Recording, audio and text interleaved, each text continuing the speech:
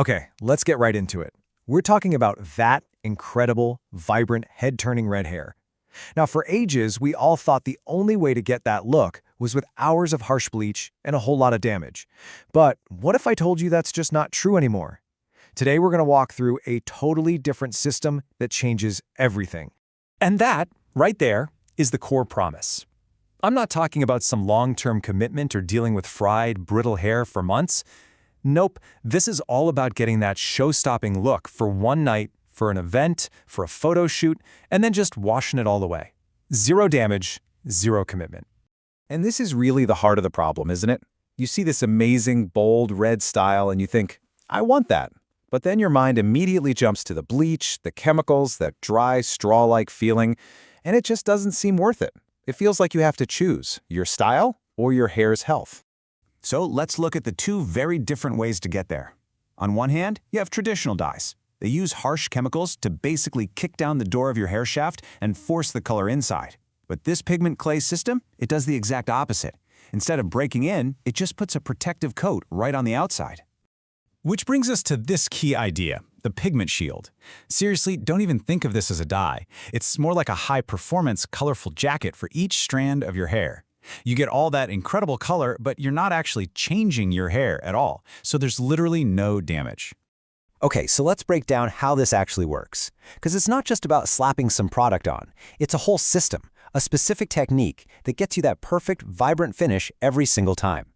The whole process is really just three simple phases. First, you got to create the foundation. That's all about getting the hair to the perfect moisture level. Second, you activate the pigment. And third, you build the style, the structure. So let's start with that foundation. All right, listen up, because this is probably the most important part of the whole process. It's called the 20% damp rule.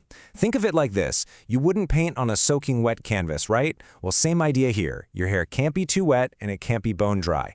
It has to be in that perfect sweet spot so the pigment has something to grip onto. 20%. That is the magic number. So what does that actually feel like? Well, your hair will feel cool to the touch, but if you run your palms through it, they should come away dry. No moisture left on your hands. That's when you know you've hit it. That's the perfect grip. And this is exactly why that 20% rule is so non-negotiable. Get it wrong and you'll know instantly. If your hair's too dry, the clay just turns into this chalky, dusty mess. Too wet and the color has nothing to hold on to. It'll literally just slide right off. Okay, foundation is set. Let's talk pigment. Now this next bit is the secret sauce. This is the step most people skip, and it's why they don't get that insane vibrancy. You can't just scoop the clay out of the jar and put it in your hair. You have to wake it up first, using nothing more than the heat from your hands. And here's a super easy way to tell if you've done it right. Just look at your palms. If you still see thick, red clumps of product, you're not there yet. You're aiming for a thin, warm, almost translucent film. If you're not seeing that, just give it another 10 seconds of good, hard rubbing. All right, the color is on, the hair looks amazing, but now for the million-dollar question, right? How do you stop this stuff from getting all over your shirt, your pillow, your friend's white couch? That's where the transfer-proof seal comes in. So as we're getting ready to lock it all in, this is also where we build the final shape. And the goal is this really cool look called structured messiness. You just use your fingertips to pinch the clay-coated ends of your hair into sharp, distinct pieces. This creates amazing volume and that piecey separation that actually holds its shape better than most gels. So you've got this awesome style, the color is popping, but that one big question is still hanging in the air, isn't it? And the answer is surprisingly simple. It's a technique called the cool lock. This is the final, crucial step that makes this whole thing practical. You're basically using cool air to flash freeze the waxes in the clay, which locks the color right where you want it, on your hair and absolutely nowhere else. And get this, that's all it takes. 1 minute, 60 seconds.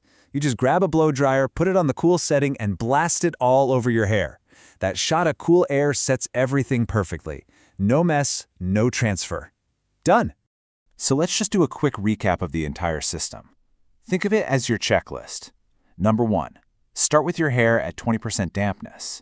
2, activate that pigment with heat and friction. 3, pinch the ends to build that structure. And 4, lock it all in with 60 seconds of cool air. That's it. 4 simple steps. And now we get to the best part, The payoff. This is what it's all about. Getting that maximum visual impact you've been looking for, but with absolutely zero long-term commitment. No regrets. And this is where the real magic happens. The color isn't just one flat shade, it's dynamic. When you're indoors, it's this deep, rich, kind of sophisticated burgundy. But the second you walk out into the sunlight, bam! It just explodes into this brilliant, pure crimson. It literally reacts to the light around you. And when the day is done, when the night is over, there is zero stress. Just one wash with your normal, everyday shampoo, and it's gone. You're right back to your natural hair. No weird residue, no staining, nothing. Your hair is just as healthy as it was before, ready for whatever's next. Which really brings us to this final thought. A system like this is designed to remove all the consequences, the damage, the commitment, the fear. So when all of those barriers are just gone, what does that free you up to do? It really makes you think. If style had absolutely zero consequences, what would you try next?